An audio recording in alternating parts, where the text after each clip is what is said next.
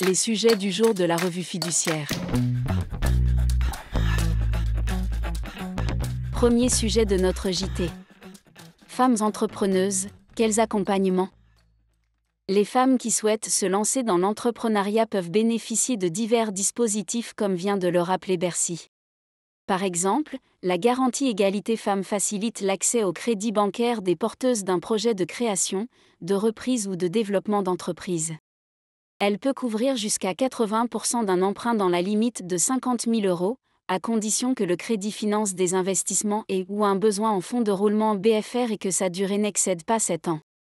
Créé par le réseau Entreprendre, qui accompagne la création d'emplois sur le territoire, le programme WOM Énergie consiste en un accompagnement de la porteuse de projet par un ou une chef d'entreprise aguerrie, qui partage son expérience avec elle.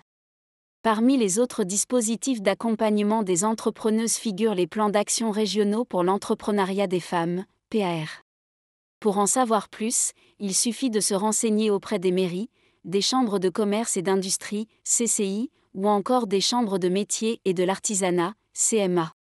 À ne pas négliger non plus, les événements tels que la semaine de sensibilisation à l'entrepreneuriat des femmes qui a pour but de sensibiliser les jeunes de 13 à 25 ans à la culture entrepreneuriale et à la réussite au féminin ou encore la journée de la femme digitale, JFD, qui met en lumière les femmes chefs d'entreprise ou occupant des postes de direction dans l'innovation. Enfin, les incubateurs d'entreprise restent des dispositifs à ne pas oublier. Deuxième sujet de notre JT. Taxe sur les infrastructures de transport de longue distance. La loi de finances pour 2024 a institué une taxe sur l'exploitation d'infrastructures de transport de longue distance afin de financer des investissements de l'État. La constitutionnalité de cette taxe ayant été contestée, une question préjudicielle a été transmise par le Conseil d'État au Conseil constitutionnel qui vient de la déclarer conforme à la Constitution.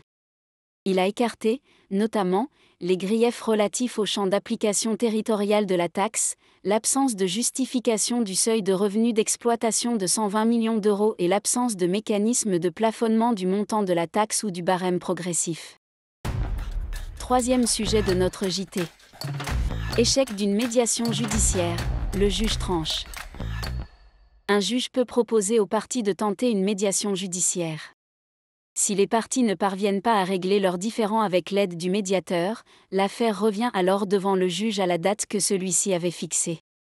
Le juge peut, au cours de cette audience, à la fois constater l'échec de la médiation et aussi statuer sur le litige, selon les modalités qu'il avait annoncées dans la décision ordonnant la médiation.